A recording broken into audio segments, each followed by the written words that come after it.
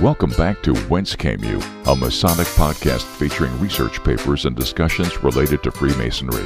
Here's your host, Brother Robert Johnson. All right, welcome back. This is episode 351. Big news. We have a new look on the website. I went ahead and we have to stay relevant and keep things fresh. So we have a new website. I hope you like it. We've redone the logo and it's a classic kind of contemporary look. Just kind of updated it a bit. And if you notice, the emphasis is now not so much Whence Came You podcast, but simply WCY podcast, because that is what most people call it. So we're just going with it. And of course, the same great content will be there. Hopefully everything is easier for you actually in terms of navigation on the website. So stop by WCY Podcast and check it out. If you can't find the link you're looking for, then hover over or just click on the More tab and a bunch of other links will pop up there. And primarily those are just the standard things you all are used to and what you're looking for. Hopefully. So many thanks to everybody who showed us some positivity and some love on the new website. Thanks very much. And we also updated the artwork on our Facebook page, so stop by, check it out, and I hope you like it. In other news, the limited edition shop. We had an initial run of 25 lapel pins in the beginning, and then we did 300, and then we did 300 more, and I just sent out number 625. That means we are sold out of lapel pins. It is limited edition. It was limited edition. It is no longer available. I'm relatively certain that we will run something else, but I'm not entirely sure that we are going to run this particular pin again. 625 pins have gone out over the last 5 or 6 years, I think, and I could not be happier for all of the people out there who picked it up, and for the people out there who got our cufflinks and our tie bars. Those are now also sold out. All we have left are WCY money clips, and so they're on the website. Just head on over to WCYpodcast.com, just click on Limited Edition Shop, and you'll be right there. One of the nice parts about the new website also is its mobile interface seems to be pretty good. There's a couple little bugs on there that I'm not quite sure about just yet, but if you click the soft key upper left-hand corner, it just pops open the side tab, and right there you can just hit play and listen to the latest episode. It's all about keeping it simple. We've updated everything across the board, across all of our social media platforms and things, so check it out. I hope you guys like it. On the show this week, I've got an interview with Jeremy Barnes and Mike Radigan, fellows behind Amity. What's nice about Amity is over 37,000 lodges, I think, are listed on it. It's far better than the digital lodge listing that I tried to put together, and for that reason, I'm retiring the digital lodge finder, which was an Excel-based tool. So instead, you'll see a link to Amity. I hope you guys decide to use it. Again, I had the creators and the proprietors of that particular app on this episode. We had a great talk, and we dove into the subject of visitation and how to do it and some of the bummers that come along with it, and maybe how Amity can help out with a lot of that. So I hope you guys enjoy the interview, and we'll just go ahead and go right into that.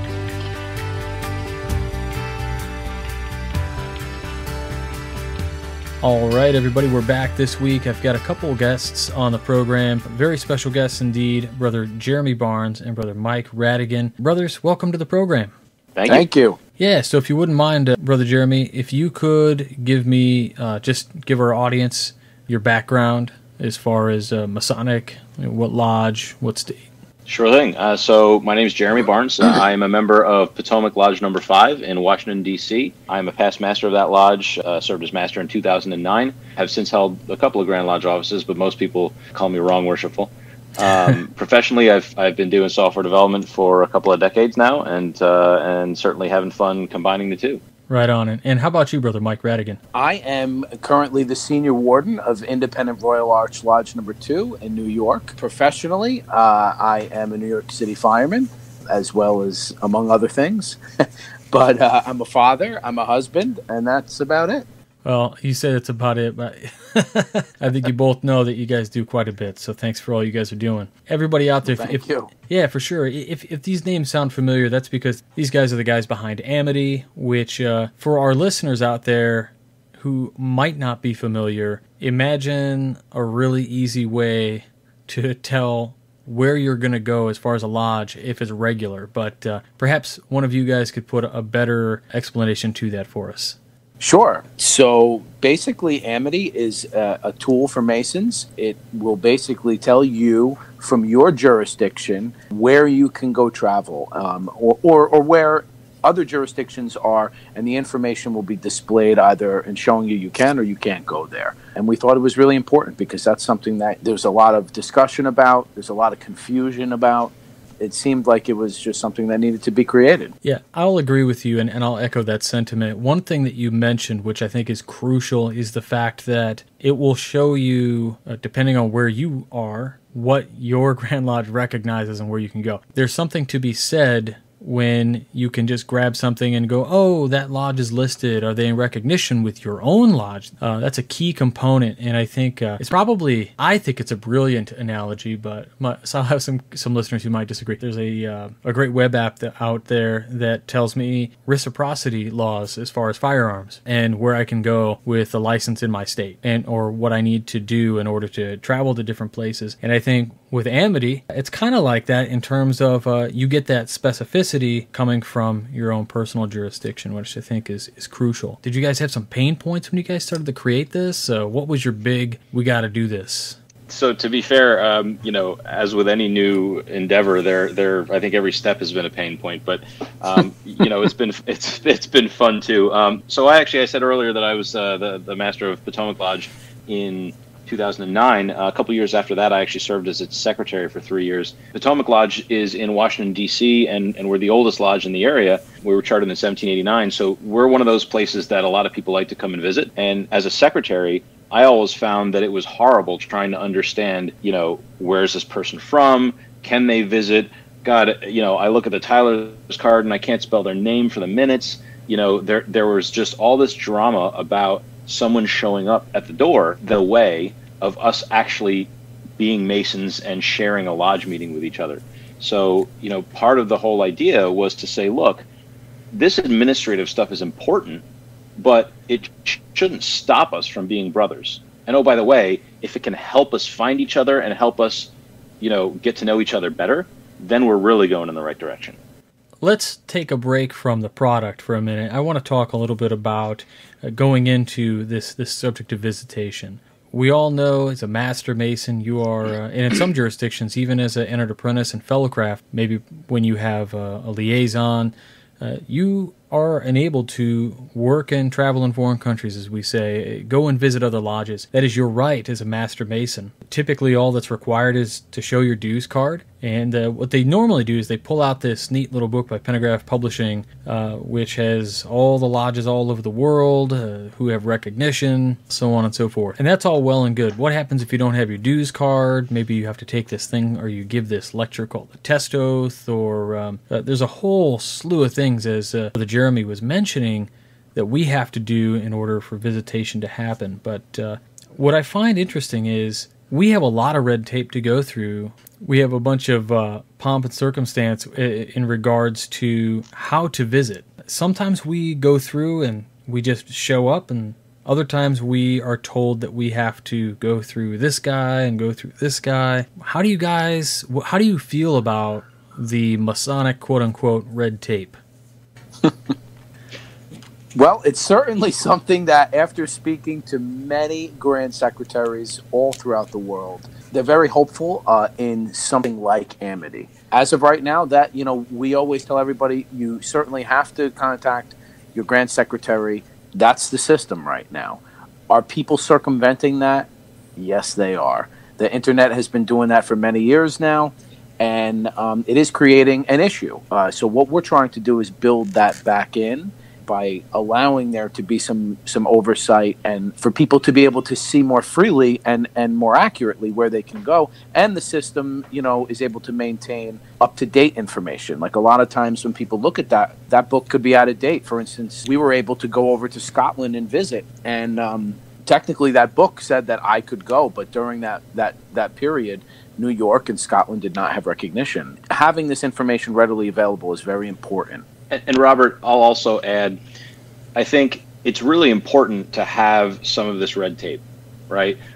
We are not at the Blue Lodge level or at the individual Mason level, we're not investigating other Grand Lodges. We're not finding out whether or not they adhere to the same landmarks that we do.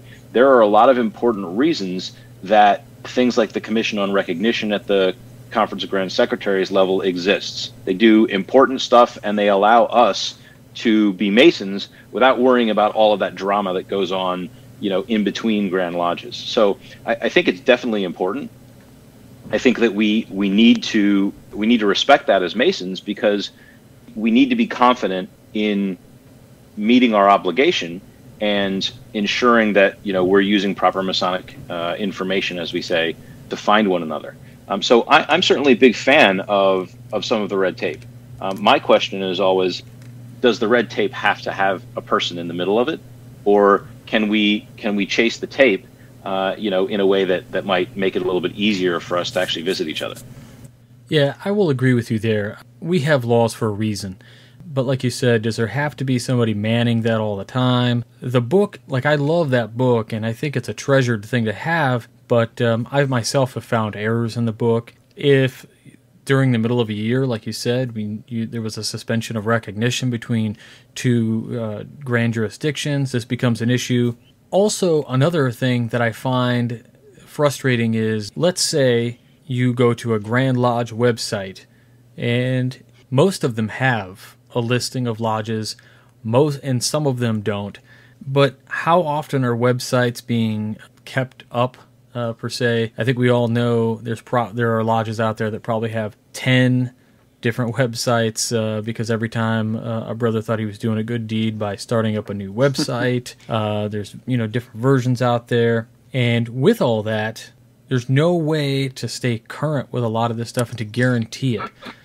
One thing I wanted to ask is, for you guys, how do you find your relationship with Grand Lodges are in terms of, I'll give you an example. A friend of mine contacted a Grand Secretary to tell him something very crucial about their website. And when he did that, the Grand Secretary said thanks, but then also turned right around and sent the other guy, his Grand Secretary, a nasty gram that he didn't go through the proper channels. So this guy was in all kinds of trouble when all he was doing was helping out another Grand Lodge, but he didn't contact his Grand Secretary to contact the other Grand Secretary. Have you guys had that same kind of red tape? Have you been able to just say, hey, Grand Secretary so-and-so, we got this thing going on. What do you think about it?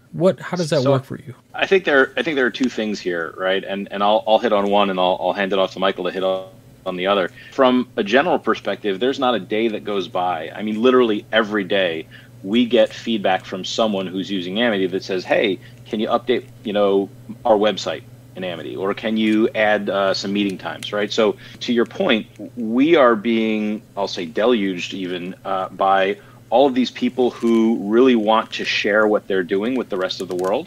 And it's great to hear from them. Having said that, the point that you brought up is a great one. And I asked Michael earlier, what would Google do if a human had to deliver every email that is sent through Gmail, right? It just would be a non-starter. And Michael's really been the one who has been calling all these Grand Lodges.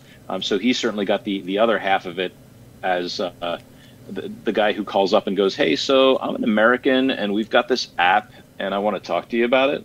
So Michael, if you want to hit on some of those stories, I think it'd be a good counterpoint there.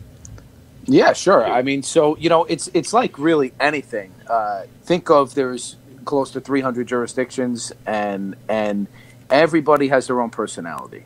Just like in the regular world, and everyone has certain levels of help within their jurisdiction. Certain jurisdictions are different sizes, and it's different times of the year and different schedules. So it always just really depends on the time.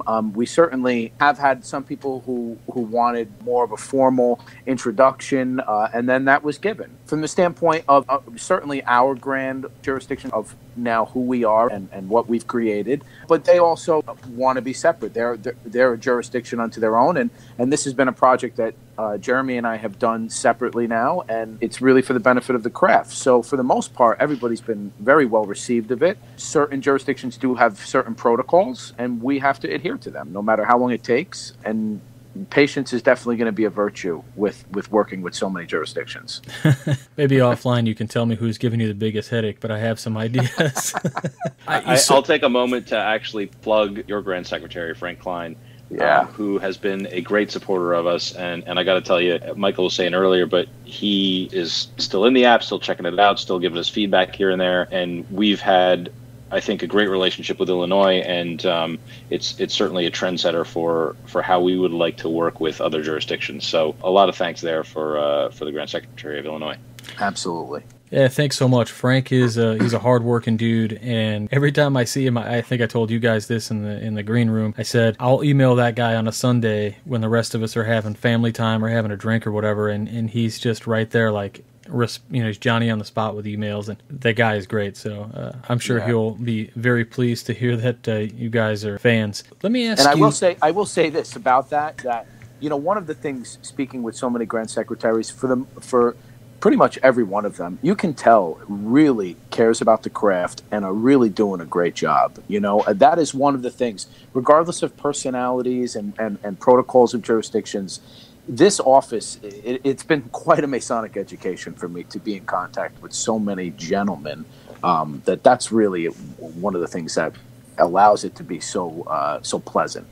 That's awesome. Yeah, it restores a little bit of faith in mankind, I suppose. There's just so many times where with the Masonic fraternity, a lot of guys who are just, I don't want to say just members or whatever, but there are people out there who don't do much aside from visit their own lodge, and they don't realize everything that has to go on in the background in order for this system to work. So I certainly appreciate what you guys are doing. I was going to say, if you don't mind me telling a quick war story, here we are talking about how the sausage is made, if you will, at the Grand Secretary level, and I'll leave the country nameless, but as an example, there's a country right now where there are 2 Grand Lodges with the exact same name.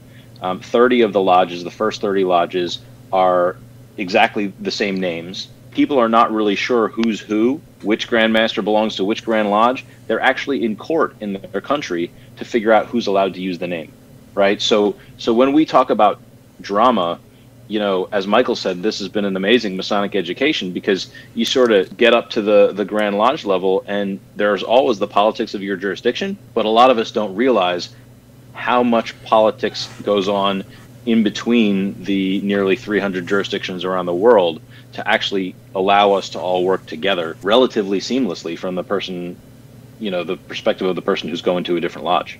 Yeah, I can definitely respect that. I mean, if anybody goes to Grand Lodge sessions, you get a taste. I mean, just a taste of what some of those troubles can be. But until you're in one of those countries or you work with that stuff firsthand, I'm sure that there's incredible things that we just couldn't believe. And I'll tell you, it has been beautiful to go visit those countries. I would recommend to anybody that's listening to this podcast, don't just travel outside your state.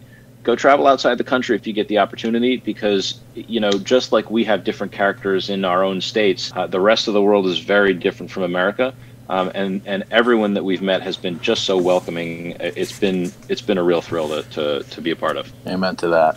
Right on. So one of the things I think was interesting is we used to, every once in a while, I'd get excess books, these Pentagraph publishing books, the Book of Lodges, and I'd hand them out to friends who visit a lot. I'm like, I don't have anything to do with them. Take one, And the problem with those books is that not everybody can have one. They're very limited in publishing, and when they send them out, they're only good for the year because this stuff changes every year. It's not good for 99.9% of the Masonic brothers out there. And so within your app, have you found that you already kind of touched on Grand Lodge response to this, but how has the response been from brothers around the states? We'll just focus on the United States, for instance. So for the most part, it's been great.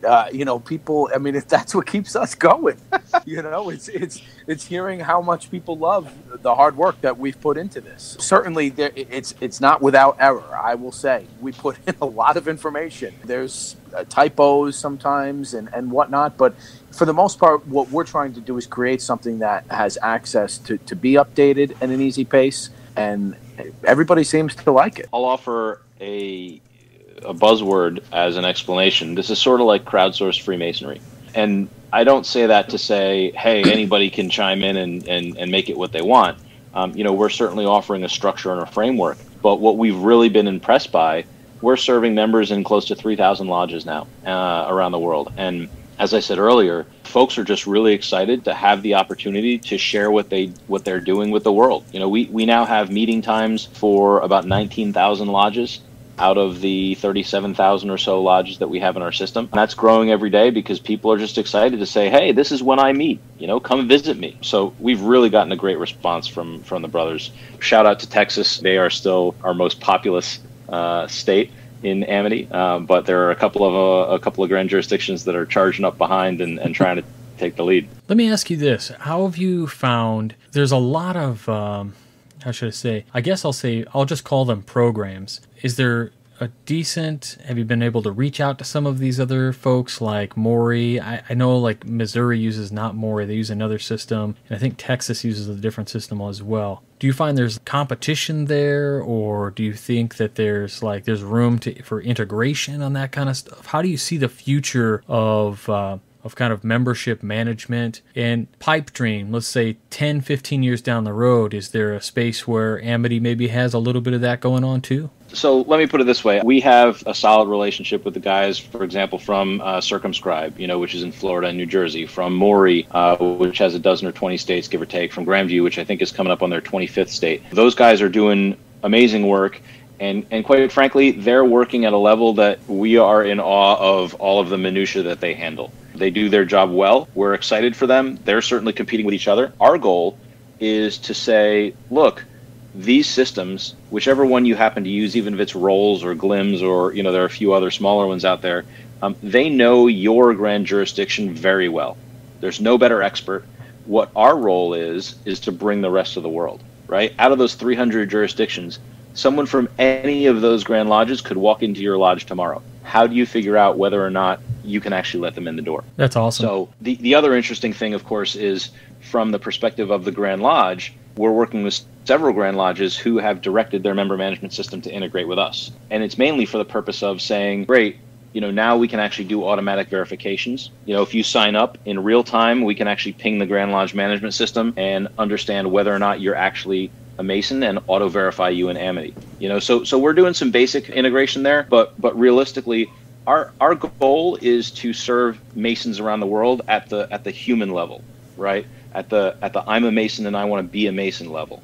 We don't have our sights set on ruling the world and being the Amazon for Freemasonry, kind of owning everything. But we think that there's a lot more integration that can happen across all of the jurisdictions, and we're really trying to be the grease between all of that. Yeah, I think that's a wonderful way to put it. Recently, I want to say you guys were featured in something from MSA. Is that correct? Yeah, we've partnered with the MSA. It's definitely been a great partnership. We're having the electronic bulletins within Amity now for a subscription. It is less expensive than the paper format. We're trying to win two battles at once here, and people seem to like that as well. So this is another way for us to help out and to have another function within Amity.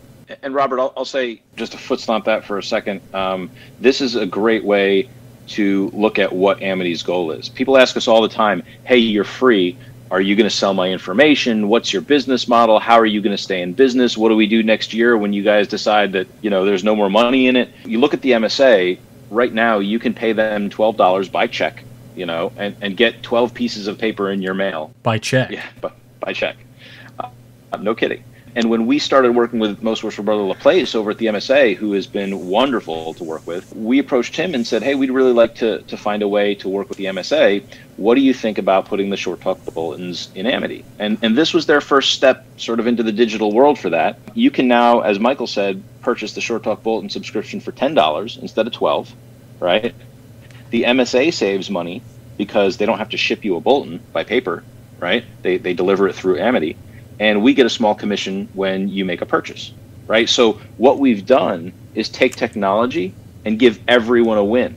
The MSA gets more money, the buyer saves money, the Mason saves money, and we get a small commission that helps us keep actually paying the bills. And that's something that just didn't exist before. So we're looking for ideas like that to help the craft writ large get great information out, give access to it to the brethren, and as I said, keep the lights on. That's a really key relationship to have a win-win-win like that. And that's what I've tried to do with it's always hard, right? Like as a Mason, you want to go and you want to give everything that you can, and there's always this, there's the angel on your shoulder that says you can't really charge for this, right? Because it's a fraternal philanthropic organization, this, that, and the other. But the fact is that you have bills to pay, when it comes to the production cost of whatever you're doing. So you have to strike a really nice balance there. And I think it's so important to do that.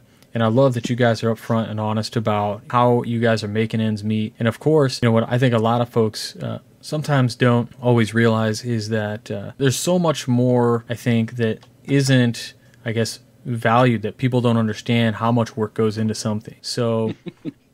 That's the truth. Yeah, to bring people a 45-minute podcast is 6 hours of work generally, between 4 and 6 hours, because I edit. And we want to bring a good quality product, dual stereo channel, 320 kilobyte stereo audio. All these things go into it, and that's really important. Just like you guys are sitting behind a computer at times and making phone calls and probably cold calls, and I'm sure you guys have put in so many hours. I mean, I could tell you before Amity, I actually spent time just going to every single Grand Lodge in the United States, grabbing their information off their website, and inputting it into Excel and turning it into just an Excel slicer database. And that was great for a little while, but there are some states that don't have a great system online to pull from and copy and paste, and formatting gets all weird. And so you spend so much time having to input this data. A lot of it's manual data entry at times. And so I can't imagine how much with, you said 30,000 lodges that you've got inside the program right now?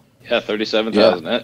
And I got to tell you, you're absolutely right. Even I didn't really think through all of the stuff, and I've been doing most of the development. It's like, yay, let's put a function into an app and make it available. But then you stop and go, well, people have to be able to reset their password, and that has nothing to do with Freemasonry, but it has everything to do with security, right? We've gone back and forth on a lot of different subjects about things that we're just not willing to put in the app yet because we can't secure it properly, right? So you're absolutely right. There's been this whole stir important things around the main purpose that are critical but just never get seen. Encryption, for example. There's so much of it, and it's been a fascinating journey. Have you had any moments where you're just sitting there and you're thinking, this is great, you launched it, you went about your work, you were at your day job, and you open it up an email, and there's a problem, and you literally you sit back and it eats at you all day until you can get home to fix it, or on your lunch break, or take 10, and then maybe or you have that moment where you literally, the head in your hands moment, you're like, oh shit. Never give in. Yeah. Have you had those moments? I've said a couple of times, we're quickly getting to the point where we're no longer scared of failure, we're scared of success. When we sort of had the first day of, it looks like we might have over 100 people registering today and they're all submitting tickets. It's wonderful to get to the point where we're regularly getting hundreds of people that come in and are feeling that this is a tool that they would like to use. And right now it's two guys being the proverbial duck and swimming like hell under the water and trying our best to make our feathers look nice up top. I hear that. So let me ask you, if you guys could tell approximately how many users, and everybody out there should understand that within Amity, if you didn't catch it earlier, every person who uses it, who registers it, is verified through a Grand Lodge system. So it's not like just anybody hops on there and is finding out information. But how many registered Masons you guys have using the program, if you can give that? Yeah, so we typically don't talk about our numbers, but I'll say it like this: we're now serving Masons in, I think as of today, it's 159 Grand Lodges across 67 countries. And I said earlier, we're actually coming up on about 3,000 lodges for all those different people. We've got Texas is coming up on 500 people in their Grand Lodge. So, you can sort of start to do the math from there. It's also important to note, and this is something that Michael kicks me about regularly, everyone who registers, whether or not they're verified, still has access to a basic amount of information. And the reason for that is because anyone can go to Panagraph's website and buy themselves a book, right? It's all out there. As you said, most of the stuff in the States, it's all on the internet. So the existence of a lodge, with some exceptions, there are some secure locations, but the existence of a lodge in a city is something that anybody can get to, and our question of whether or not you recognize that lodge But once you are are verified, either through our work or through your secretary or grand secretary, that's when you get access to the advanced features like, hey, I actually want to find out the meeting times. I want to get directions to the lodge. I want to see the short talk bulletins and go on from there.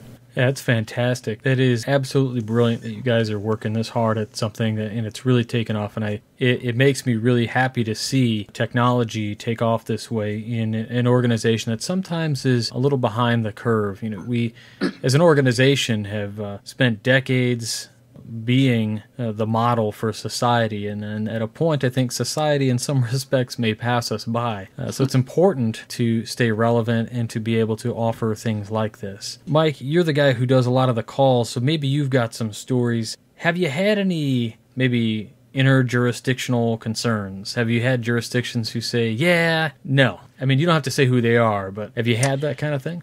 Well, yeah, I mean, certainly. I mean, in the beginning especially. But as we progressed and people understand who we are and what's important to us, obviously everybody realizes then what we're actually doing. There has been some misconceptions. Obviously, anything with technology, the public is scared with things like Facebook and things like that. Those are all issues that people are aware of now. Those are things that Jeremy and I have always sworn that we do not give away any information. We understand. It's why we put so much encryption into this. But in the beginning, sure, there's people who certainly want more information, and rightfully so. They should. Just like if I were to get that phone call before I knew anything about this type of technology. So yeah, that's certainly happened. But for the most part, we've been to South America. We have a lot of help from individuals like your Grand Secretary, Grand Officers at my Grand Jurisdiction, Grand Secretary Lynn down in Florida. People have helped, and it's been a great journey. That's fantastic. You guys mentioned security, so I just got to touch on this. Security with Facebook and third-party selling of data, that kind of thing you guys touched on. But let's say I'm running for Worshipful Master. Is there any chance that there's going to be some Russian interference and I'll win my election to Worshipful Master because of some Russian interference? Or I'm trying to figure out whether you think that's a good thing or a bad thing. I mean, do you really want to be in the East? There's the question. Yeah, I'm hoping the Russians are going to interfere with me next year. The answer is no, right? We're not in the business of selling anybody's data. That is not why we're here, and that's specifically why we've taken the tack that our sort of business model is, if we can put people together, then there's a relationship that they wouldn't have without us. And think of Amazon, for example. When we talk about things like the Short Talk Bulletin, if you buy something on Amazon, you're paying the seller, but Amazon's taking a small commission, right? And I would bet that most Freemasons around the world would say, if I can buy a forget-me-not pin from some random person on Amazon, or I can buy it from someone that I have a higher sense of being done right by that person because they share my values, they're also a Mason. We think that people would want to do business with other Masons. And that doesn't mean that, you get into Freemasonry because you want to do business, but if you have a business and you can share that with others, then I would rather trust someone that I know is trustworthy, right? So we're trying to create a community like that, and not create a community where you're going to see an ad every 2 seconds, and you're getting emails from some random company because we sold your contact information, right? Those are two very different things, and we really don't want to be in the business where the Russians have any say in what we're doing, unless it's the Grand Lodge of Russia, which we've had a good relationship absolutely with. Which we do. They're fairly new. They're good guys, I guess. Andrei Bogdanov, the Grand Master, has been coming to DC for near on a decade by now. So it's an interesting story, but that's for another day, another drink. So, gents, I want to ask you about travel. It's the big thing that we do. We talked a little bit about it at the top of the program, but Jeremy, what advice would you have to somebody when they're looking to travel, whether that is interjurisdictionally, maybe even outside the country? What are the typical steps that somebody should be doing? What is some advice that you have? Yeah, I mean, the first thing is go. right? You always get a different perspective when you see a different lodge work, no matter where it is. And if you're thinking about it, do it. It is absolutely worth it. Having said that, I think that the most important thing is to do your best to make sure that you're well introduced. I would always get in touch with your Grand Secretary if it's possible. Now, don't get me wrong. Protocol says start with your Grand Secretary, but if you're in the Grand jurisdiction already, stop and not go to a meeting just because you're Secretary. And that's where a little bit of research comes in. And I think where Amity can help. You may not know that there are 10 lodges around you. You only knew about the one that met yesterday. But to the extent that you can reach out, contact people, and not walk in the door cold, I think being expected is always the best, because it allows the brothers that are there to do their best job to welcome you as well. And everyone's happier when they can put on a good face. Right on. I can respect that. When you say, like, you're in the country already, yeah, like, what are you supposed to do? Or do you type in the name of the city you're in and type in Masonic Lodge? I mean, are you going to get those kind of results? Do we even know what we're looking for? The results are going to be in different language, maybe. And so, is that how maybe you would use Amity? For sure. I mean, for me, the easiest thing to do, you go into our lodge finder and you say lodges near me, and it'll tell you, you pick your radius from, I think we have in there 5 to 50 miles, and you can see exactly what's around you. So depending on the country, we may have more or less information. So, our goal is not to be the end all be all and replace everything. Again, to the extent that you can still get a hold of somebody, if it's 5 hours earlier for your Grand Secretary, shoot them a note or a call. But if it doesn't work, I got to tell you, in Washington, D.C., we get people knock on our door all the time that we had no idea they were showing up, and it always makes for a great night. So don't ever be scared to go visit a lodge, and we're hopeful that in that short notice period where the most important thing is you get to fellowship with your brothers, great. If we can help out there, that's why we're here. That's awesome. How about you, Mike? What advice do you have when traveling around and visiting lodges?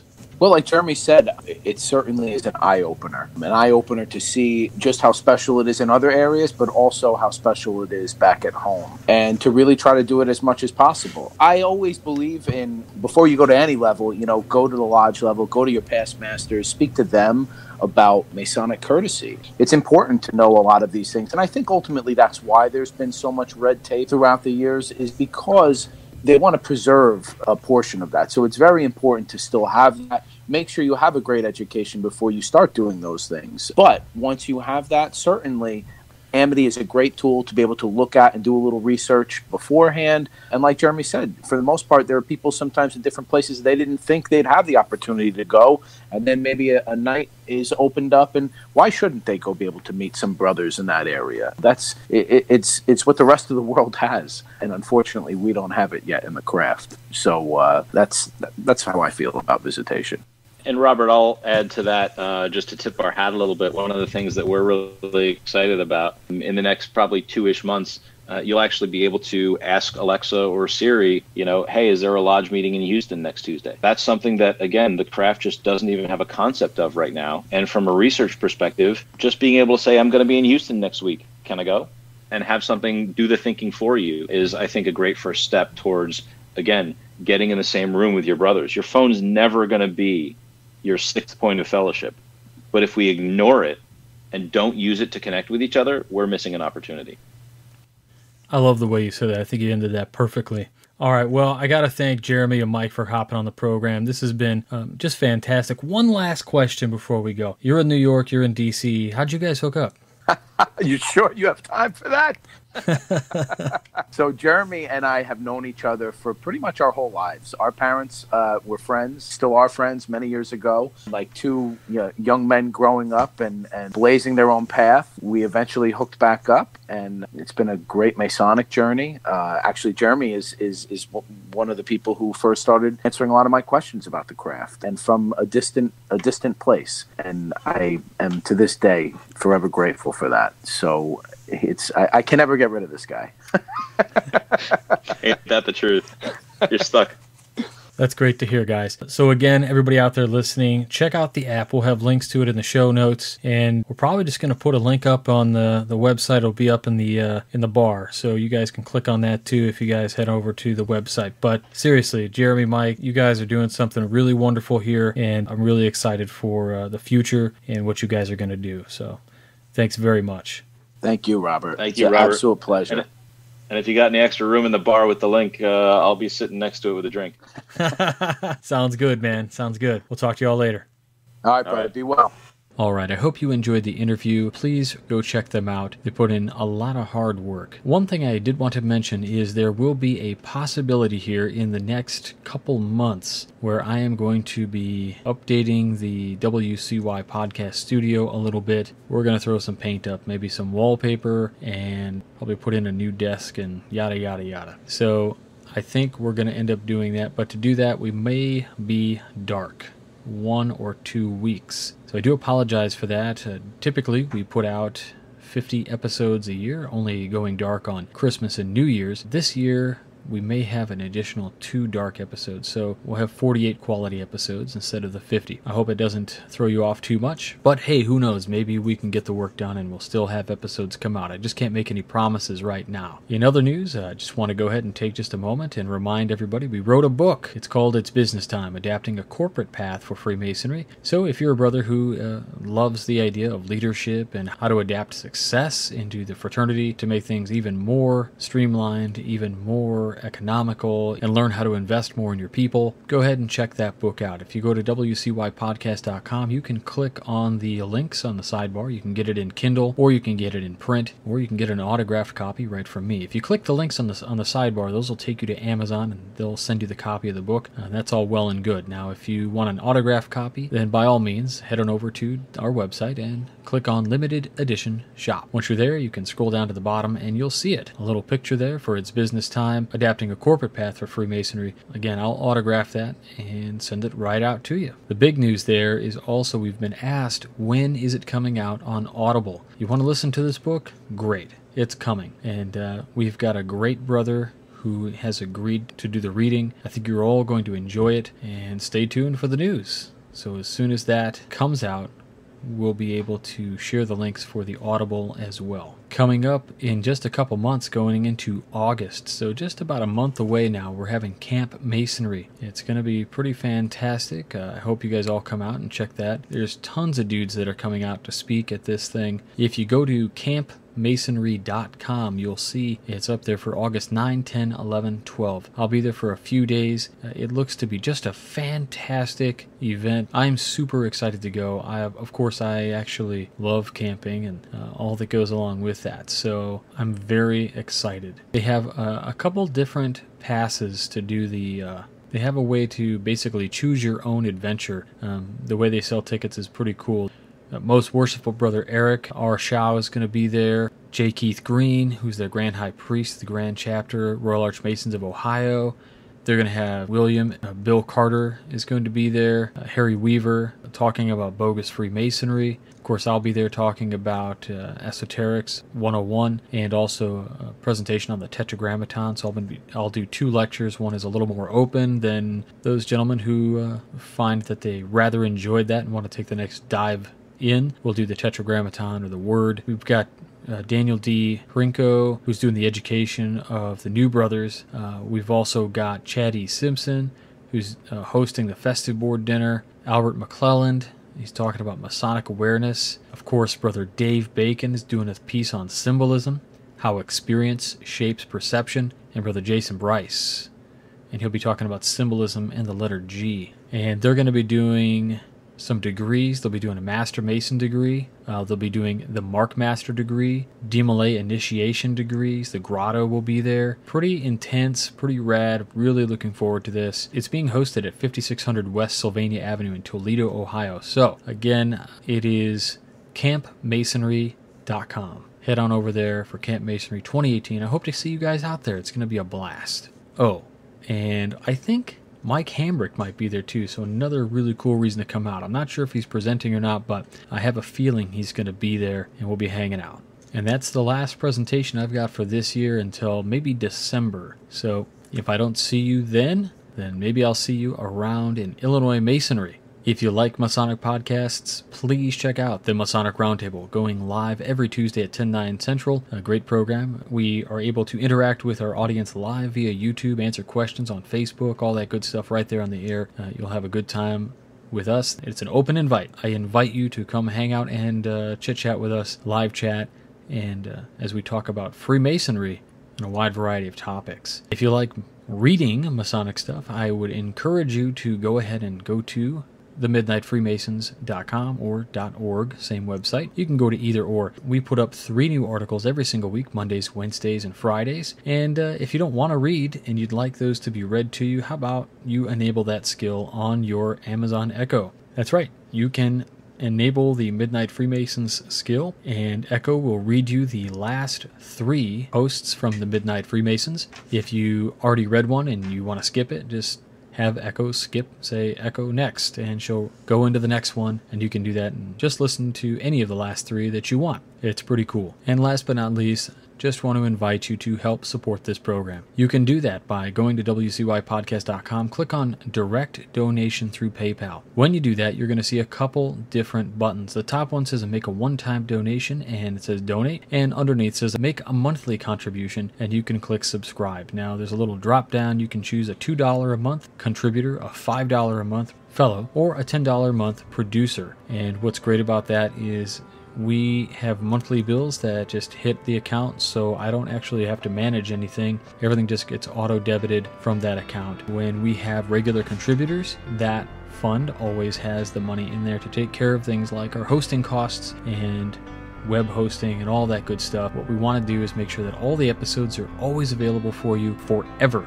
So, if you want to listen to episode 1, you don't have to pay a premium. You just go and access it and listen to it. And that's true all the way up to episode 351. This one, that's right, we've been doing this since July of 2011, you guys, and it's all thanks to you. You've all made this possible. You are the producers of this program, and I thank you so much for allowing me to bring you Masonic education week after week.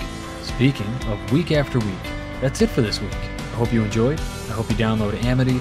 I hope you enjoy it. So until next week, stand in love.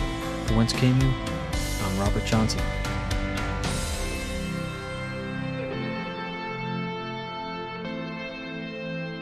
You've been listening to Whence Came You, a Masonic podcast featuring research papers and discussions related to Freemasonry with your host, Brother Robert Johnson. Be sure to join us for our next edition.